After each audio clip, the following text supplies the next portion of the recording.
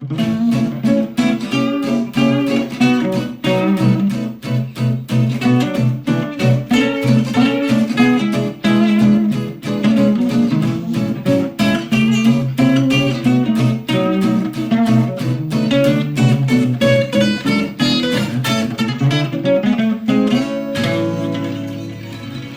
today, I'm going to be talking to Richard Bailey. Hi, Richard. Hi, how are you? I'm very good. And I'm really pleased that you're on here. Good, thank you. So, look, traditional first question is, what do you do?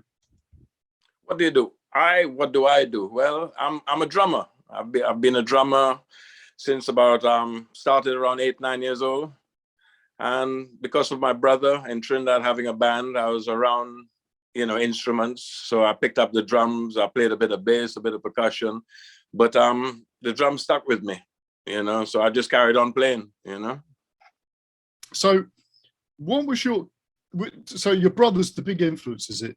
Yes. Yeah. So that's quite interesting because we mentioned Sam Kelly beforehand, and obviously Sam has always said about his brother being on him, and actually, getting him sort of playing drums because it was his brother's drum kit. So right. You started playing percussion, you said? Well, yeah, just generally. I mean, initially I got on the drum kit, but then after that I'd play percussion with my brother's band, and then I'd also be featured on one song playing bass, a song called Coming Home Baby, which is very simple, but I was like 9-10 years old, so it's just been around the music. And also my brother played Robert Bailey. He played still does, he played Hammond organ. Oh, right. He played the bass with his feet. So we used to actually do gigs in Trinidad on TV, and a few little gigs at schools and stuff with just two of us, like Hammond organ and drum kit. Amazing. And this is when you're still very young, obviously. Yeah.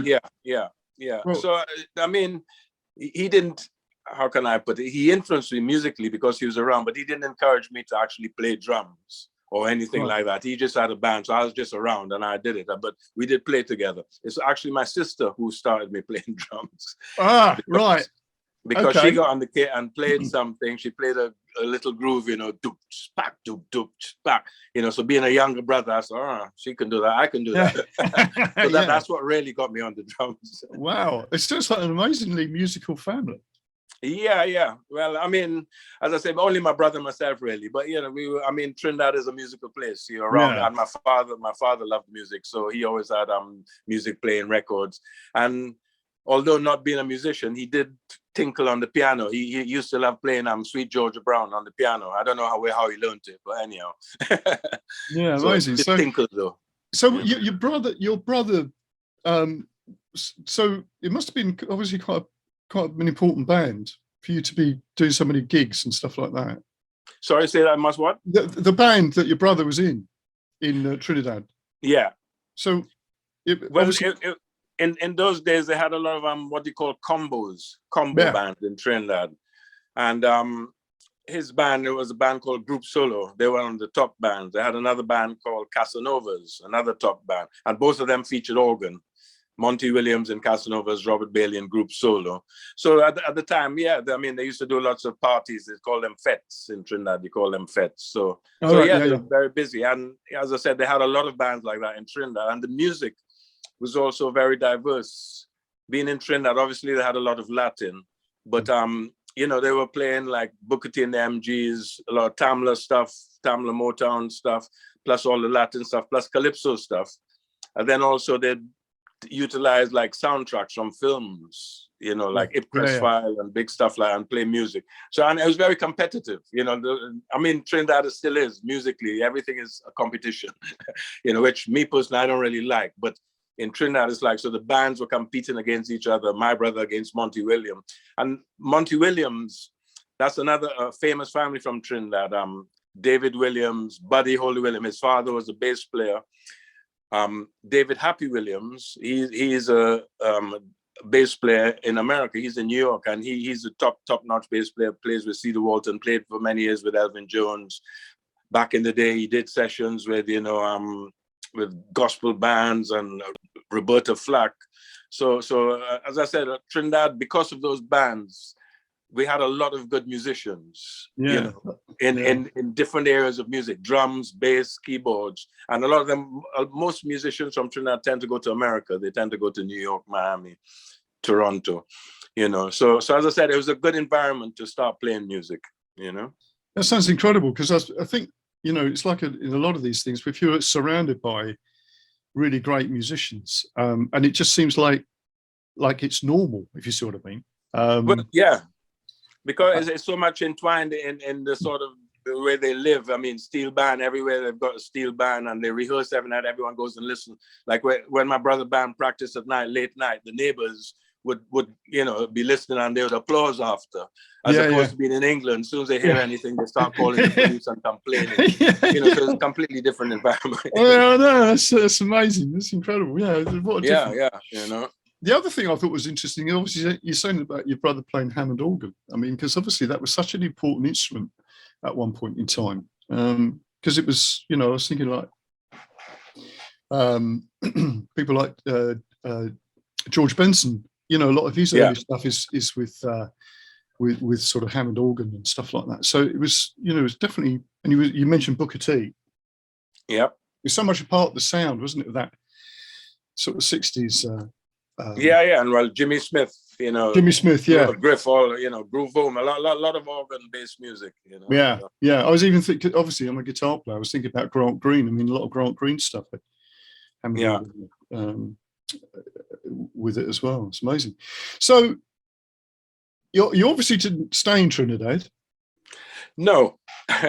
What happened is, we left Trinidad when I was like 11, going on 12. We moved over here, first with my mum and one of my sisters. I've got, in those days I had 2 sisters, now I've got 3. Another one came quite a few years later. Anyhow, so we left and we came to England, supposedly for me to finish my education in England. Right. But I went to school in Camden, Sir William Collins, pretty rough school. And, I actually stopped playing for a while because when I came, I didn't have any instruments. So I mean, I think I got a pair of sticks and a pad. I'd keep playing. But at school, I started doing athletics. I used to run for school and run also for YMCA. And I was like 100-meter champion, Southern England, 15 to 17 years. Wow. Between, So, my father was an Olympian from Trinidad. He won bronze medal and held the world record for a period at 100 yards, Mr. Emmanuel Bailey. Oh my God, that's amazing. So I started, while at school I was running, but I also, a year or 2 later, my brother came over, and then, he started doing gigs with, he had a band with Snowy White, the guitarist. Right.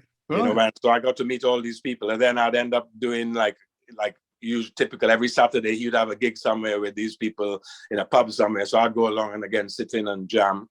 So I started playing again. And once I realized I was sort of going to get into music, I just thought, you know what, I'm going to leave school at 15 and just start doing music, which is what I did, Amazing. But doing that, once I left school, all the athletics stopped. Because while at school, you were training, meetings were organized, so you had inter-school, whatever, So, but once I left, and I just started doing music. And the funny thing is, when I won the Southern England Championships, it was at Crystal Palace. Right, we were supposed to meet at like 10:30 at Victoria Station. The night before, I was clubbing. I was out until like 6 a.m. with I think there's a place called, forget what it's called, Heaven. There's Water Street, but it used to go till 6 a.m. I was there. I think they had a few bands, or maybe my brother was playing because he was in OSIBISA. He was a keyboard player. So I used to go to a lot of the gigs. So I went there up late, I had this meet the next day, 100 and 200 meters. I missed the meeting at Victoria. I was too late. I got to Crystal Palace and they were already lining up for the 200 meters as I arrived, So I went, no warm up, nothing, straight into the 200 meters, 15 to 17. I was 15 years age group. And I came third in the 200 meters. I mean, I was in the lead all the way, but the bigger guys, the strong, they caught me at the end. But the 100 meters, they couldn't catch me. I won that one. So, but as I said, I was up the night before. So maybe if I had a good night's sleep, I could have taken the 200 as well. That's amazing. That's incredible. So that was the end of my athletics, apart from looking at it on, TV, the Olympics, and thinking, oh, maybe I should have done a bit more of that. But, but if I didn't leave school at 15 and do music, the first between 15 and 18, by 16, I joined Johnny Nash and was playing with Bob Marley. Oh my God, this is 17, 18, I'd recorded Blow by Blow. So if I stayed at school and did that, I wouldn't have done any of that. This is incredible. This is absolutely amazing, because you've mentioned, OSIBISA, you've mentioned, Bob Marley, Johnny Nash. I mean, yeah. Okay, let's sort of backtrack and see if we could make sense of this. So your brother, obviously, he must have had some contacts before he came over. Because you mentioned Snowy White. Yeah. I'm not. I don't think he had contacts. Not many. He might have known a few like Trinidadians who were here working. I remember. Yeah, he got in touch with some Trinidadian guitarists who were working. But in music, it's a small world. Once you start playing, you meet people. Yeah. People talk. Yeah, that's how it works. Okay, he met Wendell Richardson. As I said, he had the band with Snowy White was called Valhalla. Right. And then that was then. And then things changed. Then he ended up in OSIBISA. And so with OSIBISA, I mean, obviously that's a name that we're going to get to the Jeff Beck albums in a minute. Yeah. So presumably when you joined them, they were just starting out, presumably, right? Yeah. Okay. So that's an interesting sort of connection. So when you then, I find this fascinating when somebody's obviously incredibly good at music and incredibly good at sport as well. Yeah, it's amazing that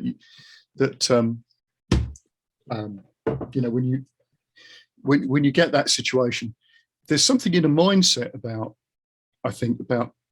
being able to go and do something like that, because for you to turn up late to a meeting and then after hardly having any sleep or having no sleep and then winning a race like that is like mind-boggling. Yeah, I mean now it is, but at the time, you think nothing of it. At the time, well, perhaps that's how it was. Yeah, maybe that's it. I mean, do you know? How would you sort of think of yourself at that time about how you were as a person? That's a strange thing to ask, but I mean, I don't. At that age, I think I was a lot more adult than I am now. Funny enough, at that age, you want to do everything. You want to be the best at everything. Yeah. You want to be correct. You want to be this. So that's your mindset. Right. Well, obviously, you run a race. You want to win it. Yeah. So you obviously had a certain sort of determination and focus, and you could do it. You can see that, and then with the music. It's not the same. There's nothing to win in music. But at that age, you want it as a drummer. You want to be the best. You want to be the fastest. You want to be, so again, that's driving you on. But although that was a sort of a spur to keep you going, it wasn't the main thing. The main thing is because of the way I learned music. Music is just a part of your life. Like the way I learned music, I played with people. You played with more experienced musicians, and they told you, if you were doing anything wrong, they would tell you, no, right.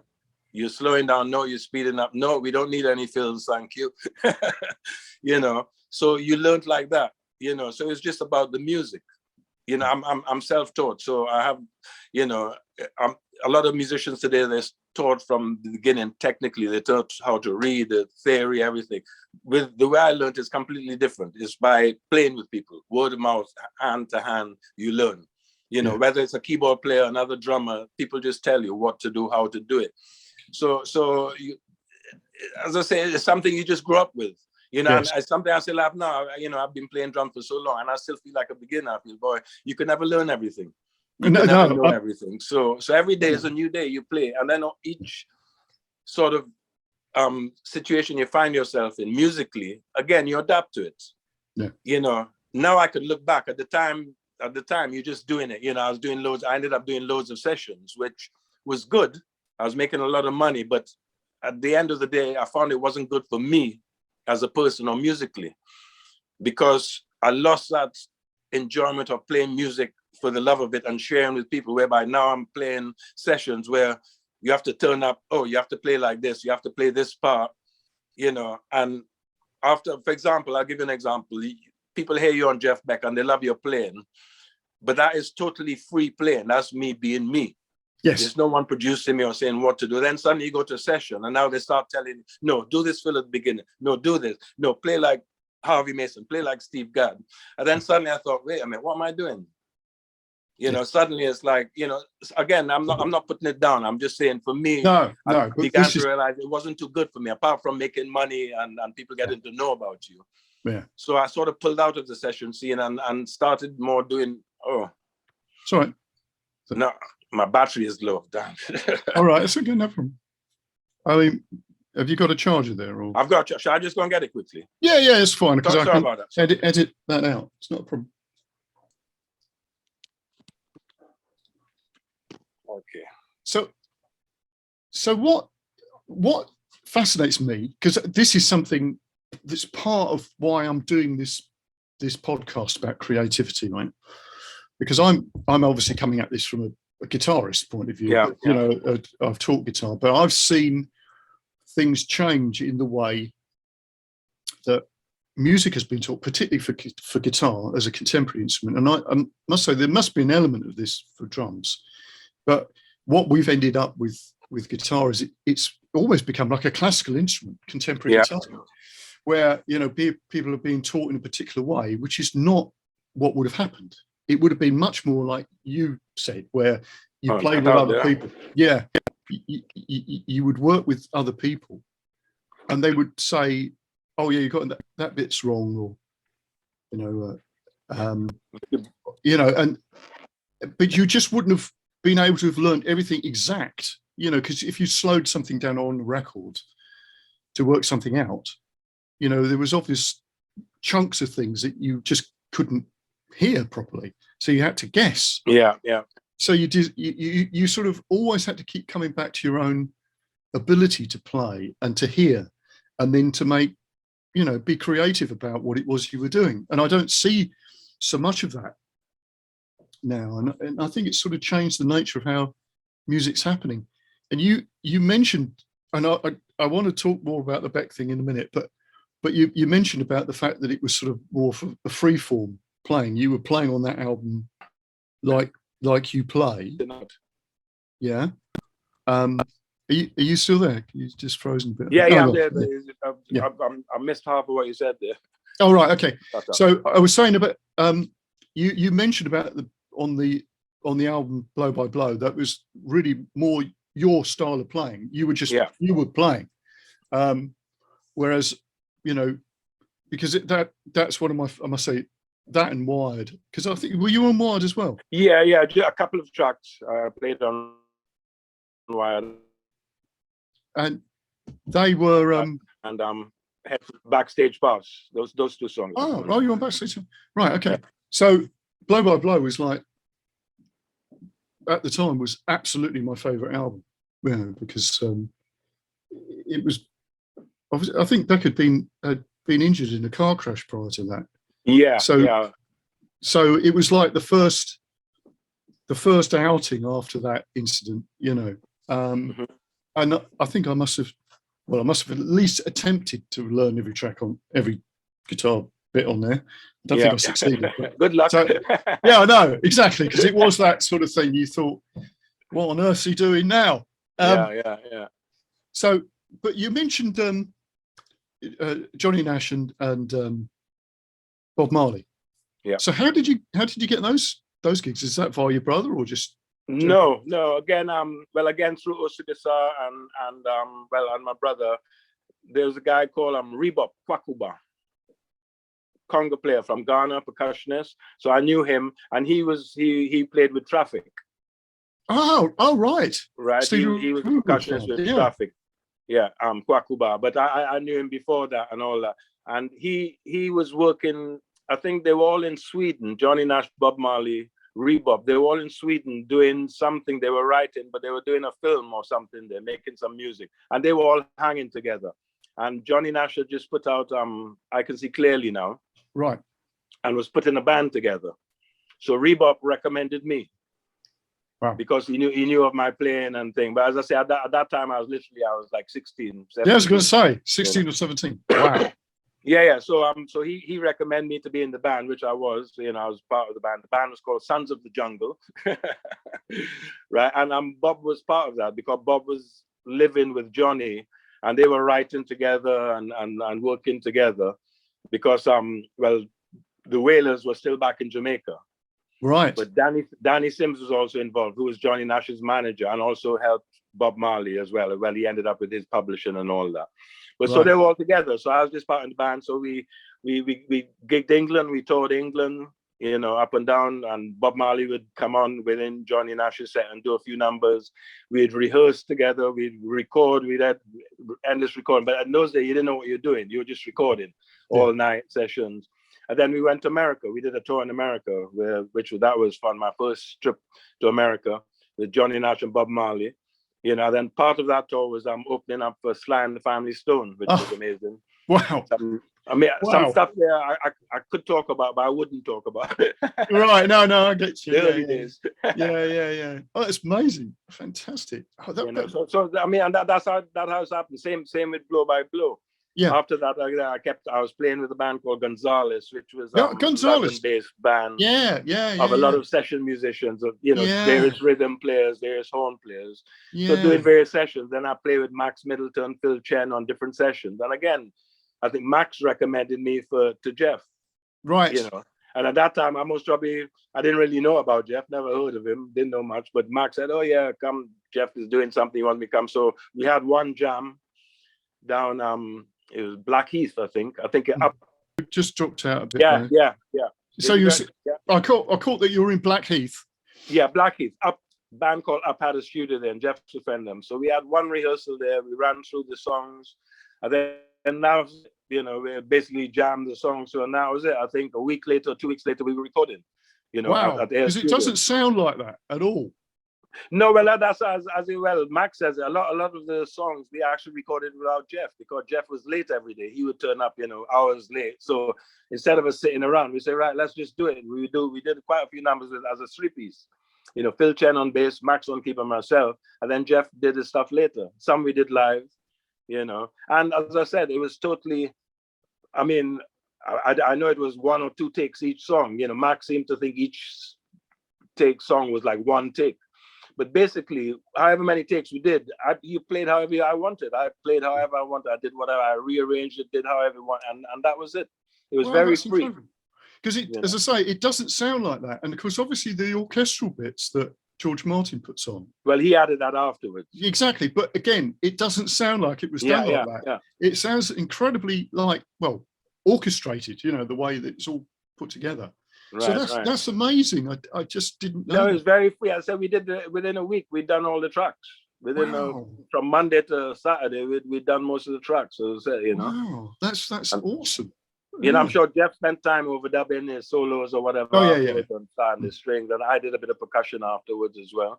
But the initial album was done within 5 days, 6 days, and I think some of those tracks Jeff actually did with Carmine a piece, because that was the band he had before, Beck, Bogart, and Apis, yeah. So I think he had done some of the recordings with Jeff, but for whatever, he didn't like them, or I don't know. So all I know, I didn't know that until afterwards. But we, as I said, we did the one jam down in Blackheath, and that was it. We did the album, and that was through recommendation from Max. And in those days, well, even now, still everything I do is all recommendation. Someone recommends you. Yeah. Many later, these agents came along and said, "Oh, we rec with." I said, "You're not representing me. How come I'm on your books? I didn't sign up."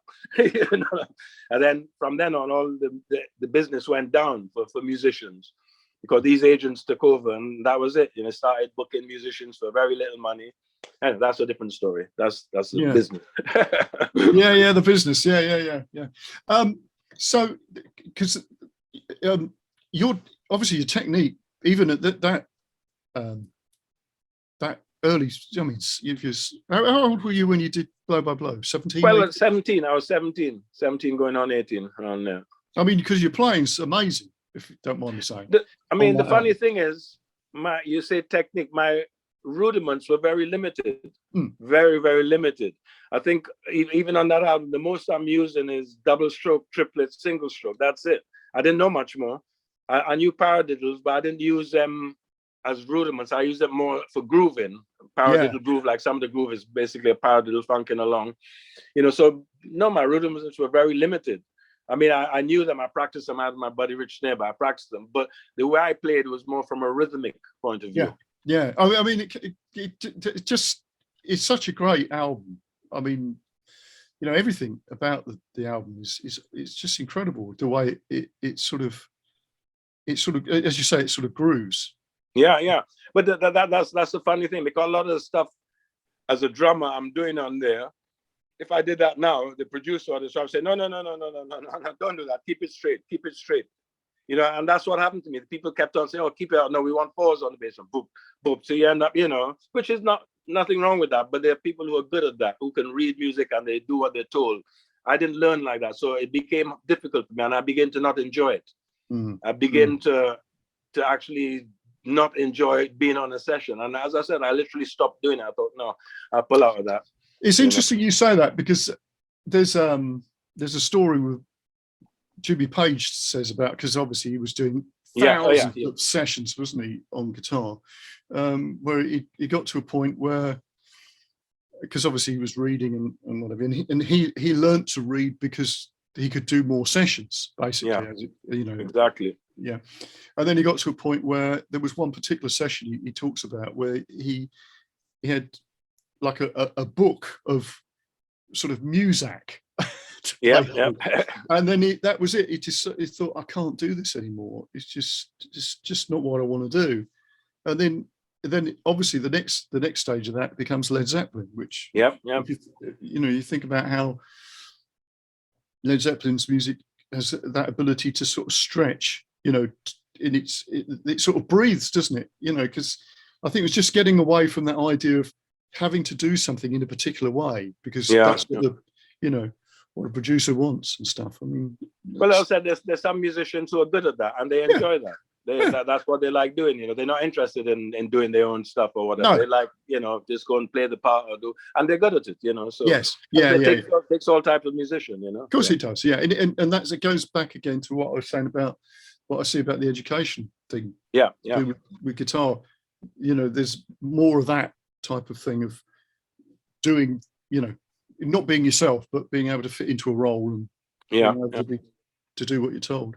So after that album, because I think that was, well, it seemed to be, you still with me? Just dropped out there. Okay. All right. So obviously that album seemed to be a big, made a big impact, or certainly did in the guitar world. What did that have a sort of an effect for you about? Yeah, for sure. I mean, that album was used. I don't know if now, but I know at some point it was used in music schools in America as a reference for fusion drumming, for example. Oh, right. And stuff like that. So yeah, obviously I had a big, and also, having play with Jeff opened up to a whole different world. Rock music. People who would, as I said, who had never heard of me, they think, oh, he's a funk drummer, oh, he's a calypso drummer, he's a this and that. So obviously, it opened up a lot. And that's the one thing, again, because at that time I was sort of getting out of the sessions, Jeff asked me to go on tour with After Blow by Blow, and I said no, because I thought, at that time you don't know it's going to be the biggest album or whatever. No, of course you don't. No. I just thought, it's great, but I want to start doing my own thing, getting myself together. So I didn't. But again, mistake or not, I should have gone on tour, because then even more people would have heard me and heard me live in America, which that would have made a big difference as well. But then maybe if I'd done that, maybe I wouldn't be playing now, because I would have led to a lot of other things, I suppose. So, there's no rights or wrong, but, some people are making a mistake, but that's how it goes in this business, you make decisions, so no, obviously had a big influence. Even today, a lot of people, that's where they know me from Blow by Blow, they haven't heard the other stuff. They didn't know I played with Gonzalez or with Bob Marley or with Incognito for 17 years or this one, So yeah. So you mentioned Gonzalez. I actually did a support gig with Gonzalez. Okay. Somewhere along the line, Eltham somewhere. Yeah. Eltham College, I think it was, which was really good. So I don't know. We might have met. That sounds familiar. I might have been there, Eltham College. You might well have been there. Yeah. So what happens after this then? You don't go on tour with Jeff. You go off and what do you started forming your own bands. We had a few little bands with friends and played, different recordings. Then I ended up doing a band called the Breakfast Band, which was instrumental with a great steel pan player, Anis Hadid from Trinidad. He came over, and again that was that was like the beginning of acid jazz.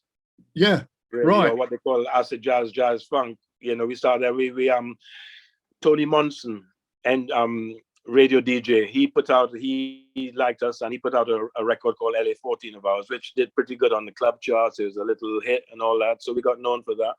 And then just doing general gigs, and then other sessions, and but just basically finding myself, beginning to find out about my music and playing and trying to write your own music and stuff. I mean, I didn't stop sessions completely, but I just stopped doing it all the time, or jingles. I was even doing jingles in Denmark Street. I thought, no. Yeah. Okay. So when you said about finding your own style, does that this I like when you're saying about writing some songs and finding your own, where you were going in yourself, if you like. What sort of thing did you start to realize about your playing, or right?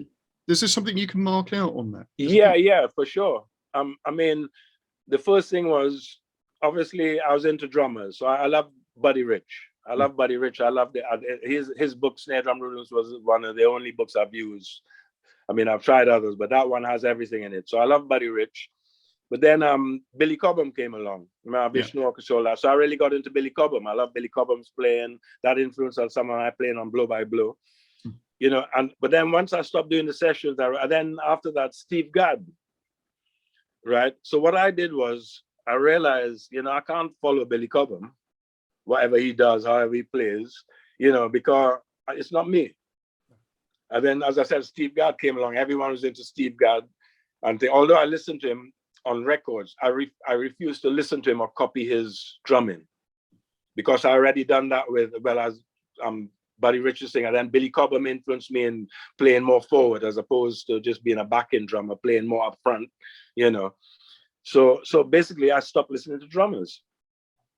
Obviously you hear them, in a club, wherever you hear records, but I stopped consciously listening to drummers and working out what they were doing. And it got scary, because suddenly I'm on my own. Suddenly, well, what do I do? How do I sound? How do I tune my drums? What do I do? So it was a few years, but it was worth it for me. It made me find my own sort of sound and style of how I wanted to play drums. So it was good, but it was scary, because everyone was into Steve Gadd. Steve Gadd, you heard this lick, and they do a lick. I said, I don't know. Great, but I didn't want to copy. I didn't want to copy anyone. So I went back to researching my own indigenous music in Trinidad. We have a lot of African drumming. We have a lot of Indian drumming, the calypso. So I got into that. And then African music, I prefer to listen to stuff like that and then use that and add it to my playing. And the same with music, like Breakfast Band. I mean, it was jazz, funk, acid jazz, but it wasn't, because we played, and that's what was difficult, and it was instrumental. So although we had a bit of success, we didn't carry it on further because we didn't have a vocalist. We couldn't be pigeonholed. We played funk, jazz, Latin. So it was good, but not good. Most bands, Incognito started like that, but they added vocals and concentrated on the vocals and stuck with more of the funk sort of genre, whereas we were so diverse, it was difficult to sell. So eventually we had to give that up. Although we did lots of good gigs and tours, Ronnie Scott's and stuff, But it helped me find my own voice on the drums and as a musician, which I'm grateful for. A lot of people tell me that they can hear a record and straight away they know it's me playing, which is good, rather than, and that, excuse me, that's another thing I find. A lot of musicians today, technically, they're brilliant. I mean, the stuff they're doing, even youngsters, but they have no voice. They all sound the same. Exactly. It's like I listen and I just get bored. I think I admire their skills and technicality, but I don't enjoy the soul side of the music. I don't enjoy the feeling of it. So, exactly. so I end up listening to old stuff and you know, as I say, indigenous music, you know. Yeah. Do you know that is something that comes up again and again about this thing, about what is it that the musician's got to say? You know, and as you say, you know, this is obviously true for drums. It's absolutely true for guitar. You know, you got the guitar, every instrument. Bass oh guitar, my God, Stanley Clarke and them guys came along with all them Jacko, and every bass player is playing. It's exactly. Like, wait a minute, you know, you're a bass guitar. Exactly. Well, the thing with, you know, obviously looking at it from the point of view of guitar, I mean, technically, I mean, it's ridiculous what young kids can do. Yeah. But I interviewed Joe Sam, who is a bass player. Yeah, I know Joe. Yeah, you know Joe. Yeah. And he was saying exactly that. Like, he was saying, well, you know, what is it that people have got left to say? What you know, what is it that people are saying musically? Because there doesn't seem to be anybody doing that. You know, he sort of cites thing about Prince. You know, it's saying that when Prince went, it was like, you know, who do you listen? He's a bit like a Picasso. You know, who is it that's got something to say that when he does a new album, you think, oh, well, that's interesting. Yeah. And I absolutely, you know, agree with that to do with guitar, because, you know, the type of players that inspired me weren't technically the best, but they did something which, you know, made things happen. You know, just made you think, oh my God, you could do that. You know. Yeah. And the songs were good, and so that's why I'm really interested in what you're saying about finding yourself with that, and then going actually back to the roots of something. Yeah. And it's not necessarily to do with the technique of anything. It's to do with what is it that's going on in that piece of music. What's it saying? But that's the thing with music. It's a living thing. It's got a soul. It's got a soul. And that's what I need in music, whether I'm playing it or listening. Yes. That's what I need. Yes. You know, as I say, the technique is great, but it leaves me cold if that's all I'm getting. Exactly. You know, so and I think the way musicians learn now, you know, they don't get that opportunity to play with other musicians and be told, you know, oh, play less, or oh, you're speeding up, or whatever.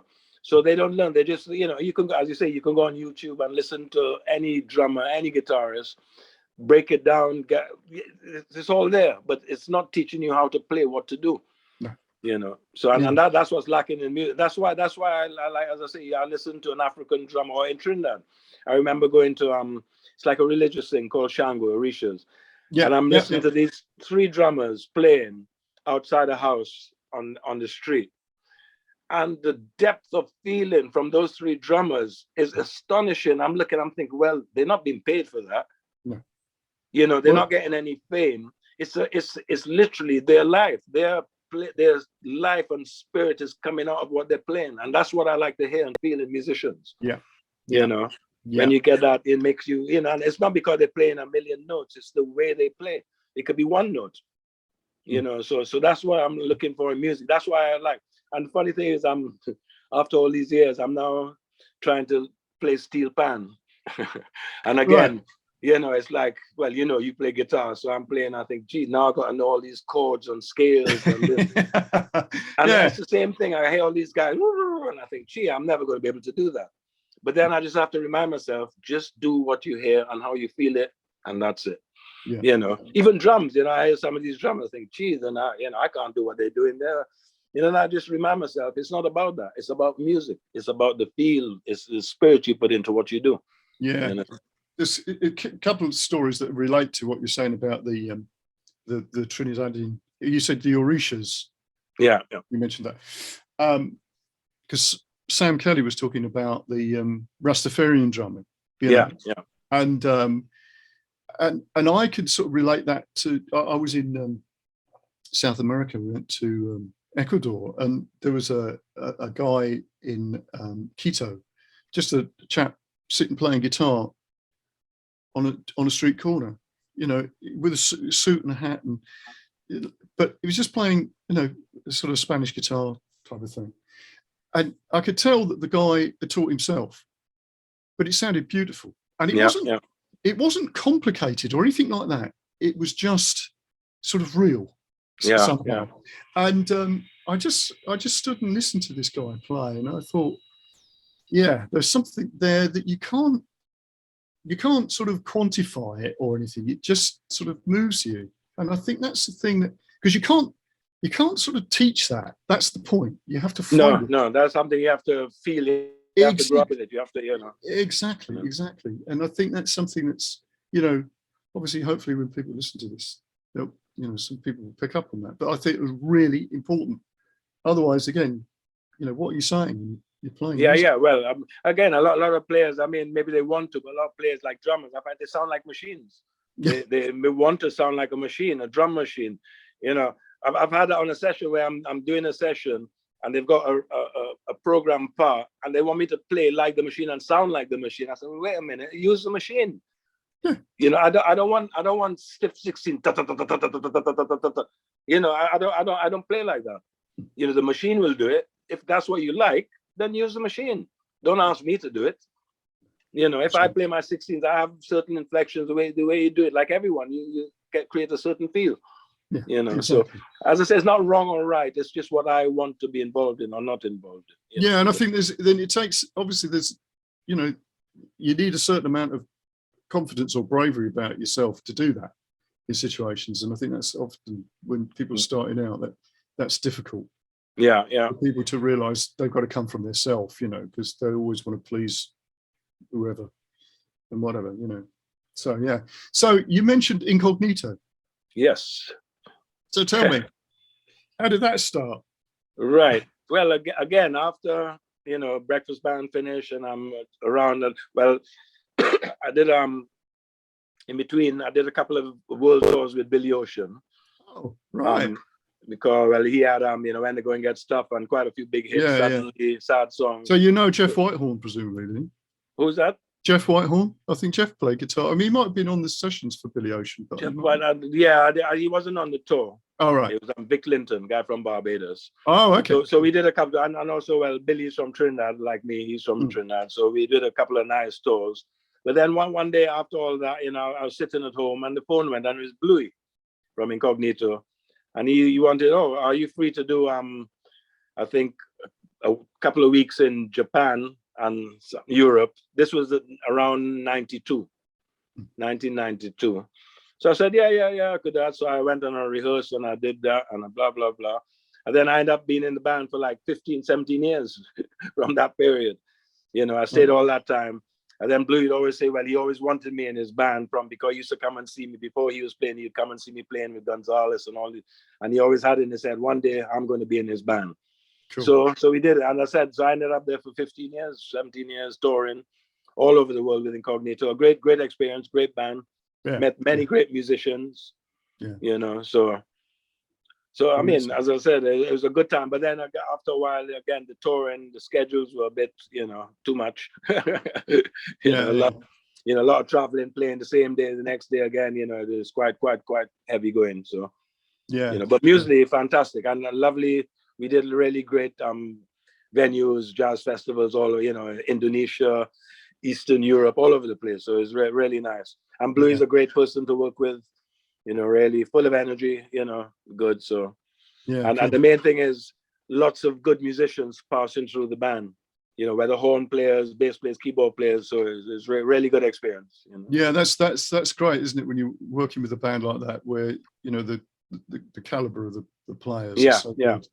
So. Even if you say for that period of time, for that long, that really keeps it going, doesn't it? Keeps it fresh and everything. So what happened after that then? So that's 15 or 16? Yeah, so after that, well, again, another one, Steve Winwood started calling me to come on tour.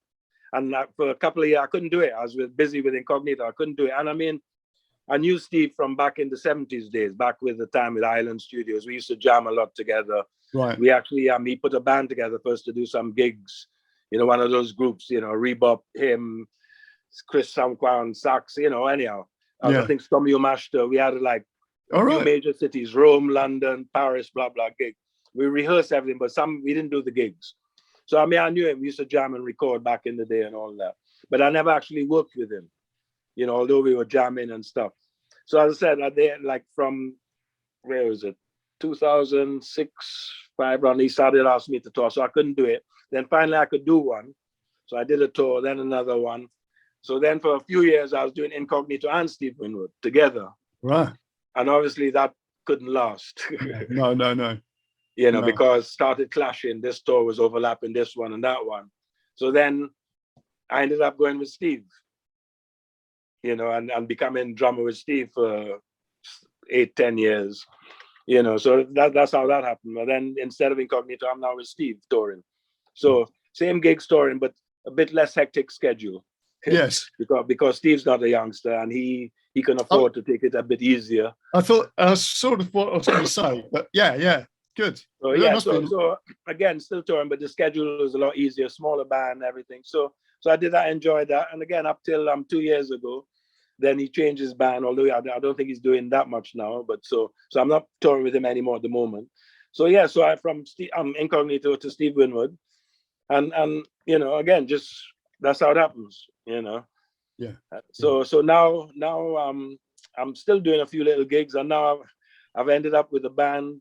I'm playing with a few gigs with a band called Simande, which is Sam's old band. Yeah. Which again, I knew them from back in the 70s. We were playing the same Ronnie Scott's upstairs with Ronnie, Q Club, 100 Club, all the marquee. We were doing the same sorts of venues. So I knew of them. I didn't know them well, but I knew. But then, 40 to 50 years, I end up playing with them. They become like a legendary funk band. And now I'm doing gigs with them. Yeah, I know, because they've had a bit of a revival. Putting it mildly.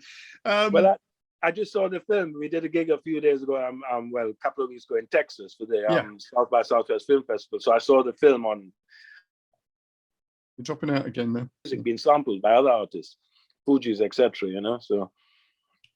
You just dropped out a little bit there. Sorry, you were saying about you did the thing in Texas where they saw the film. Yeah. So and then you dropped out. So you say that. I saw the film on Simande, and I found out a lot of who sampled their music and why they're so legendary now. You know? Because again, I didn't. They're obviously a band that I remember from when they were first sort of well known, and then obviously meeting Sam. Then I just started to realise that how much their stuff had been sampled and what have you used. And again, you don't realise, do you? That yeah. But as I said, they're known for it now. Just their bass lines, the bass crew, so people know. So they're like in America, they have a very sort of loyal following. People really love the band. It's like, oh, the band they never knew. So now we can actually hear them. That's amazing, isn't it? So their tours, a lot of them in America. I'm assuming now, are they? Simandi's. Sorry, a lot of Simandi's stuff is in America now, is it? Presumably. Well, yeah. I think that's one of the major. America's always good for touring. It's so big and it's so plain. But yeah, that's where they're known a lot. They do a few things in Europe, not so much in England, but a few things in Europe. There's a few dates coming up later in the year in America. Quite a few, yeah. So same as Steve. Steve loves to tour America. Kind of. It's easy. The way it's set up, everything is easy. They're used to touring, good stages, good trucking, whatever. Yeah. Yeah, and of course, obviously, we have. What's the situation with touring and stuff? Obviously, we've had Brexit and we've had everything else, COVID and whatever. So, what's the situation now from a musician's point of view about getting out of the country and then getting back in again?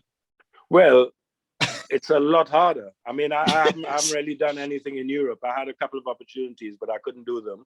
Yeah. So I didn't go. So America is the same, it's a normal, you need work permit. But I think that the difficulty is before you could just get up and go to most of Europe. Now you can't. So again, I'm happy to not tour too much because I don't want to go through all of that. I've done it enough. So if a few things I do, okay, but I don't want to be doing it all the time, going to Europe and getting in those queues and all that. I know, well, hopefully now they're getting rid of all the injections and whatever, you got to take the tests and all that. So yeah. Because I said I had a few offers to go to Europe and I just couldn't do it. I said no, I can't do it. So no, because it just is just another layer of complexity, isn't it? Yeah. As I said, just touring is hard enough. You know, I know people think, oh, what a glamorous life, touring and all that. But, Yeah. you know, it's a lot of hanging around. And when you're doing it as a job, you know, if you're going on holiday, you go through that, you get somewhere, you chill out. But you're doing that like sometimes queuing up, lining up, airports, this, that. So it's not fun. You know, this last trip to America, when you arrive in America and you see the queue for immigration, you think, you know, hours to just get to the immigration, you know. So. Yeah, and you have to deal with the American immigration officers and stuff. Yeah. I mean, that's what they've been all right. I mean, they've been all right. Wrong, but yeah, you know, you do get a few. No, I've seen that. You know, a couple of times when I've been standing in the queue, and it's a bit like, yeah, don't say anything funny. Don't try and be humorous. Yeah. Yeah. So, Richard, that's absolutely awesome, mate. It's so wonderful talking to you.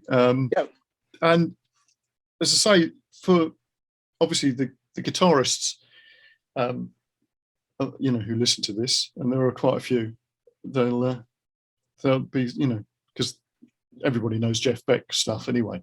Oh yeah. Well, he's the man, isn't he? Unique.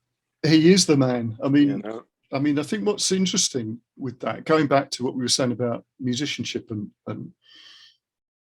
being able to express yourself and everything, and also keep going doing that. Yeah. I mean, but you have to be motivated. That's the thing. You have to, you know, people. That's another thing I realized all these years. The amount of my spirit and soul I've given to other people. You know, so it comes a point where you need to keep that motivation. I don't want to play if I don't really feel it. No. You know, so now, as I say, I want to pick where I am. I want to be there, because as you say, you have to keep motivated. You do. You know, otherwise you're just doing the same thing over. It becomes like 9 to 5, which I don't want to do. No. You know, so no, it's important to keep that motivation. Yeah, and enjoyment in playing. You know. Yeah, and also, you know, I think the thing about Jeff Beck's stuff is, you know, it's him. If you see what I mean. Although, you know, he's obviously very good at being able to play like Les Paul, for instance, or whatever. He can do that. Yeah. But it's always, when you listen, like you're saying about your drumming, when people listen to you playing, they know it's you. Yeah. And I think that's, you know, that is something that is so important. To me, as soon as, you know, as we get older, you realise, well, why would you be doing this? You know, why would you be playing music unless you're enjoying yourself and actually expressing something? Yeah. I think that's really, really, really, really powerful. Isn't it? Well, it keeps us young. It keeps us young too. It does. It does. As you say, as you said at the very beginning, when you was it 17, you were more grown up than you are now. Yeah, you know. And I totally agree. Organized. Now I'm all over the place. Yeah, I know. Yeah, exactly. Anyway, so thanks, Richard. That was wonderful. A pleasure, Vic. Lovely. Yeah, and you know, all the very best with what you're doing. Yeah, hopefully we meet up soon too. I'll come and hear you playing. Yes. And likewise. Yeah. Well, I really enjoyed that. So big thanks to Richard for his time. And there's such a lot of wise words on that one for any musician. So you can find more stuff about Richard on the show notes, and also all the details about my Patreon if you'd like to support the program. And there's also all the links to do with the Icaro Music Charity and Blues Camp. So if you want to check on all that stuff, and until next time, I'll see you then. Bye.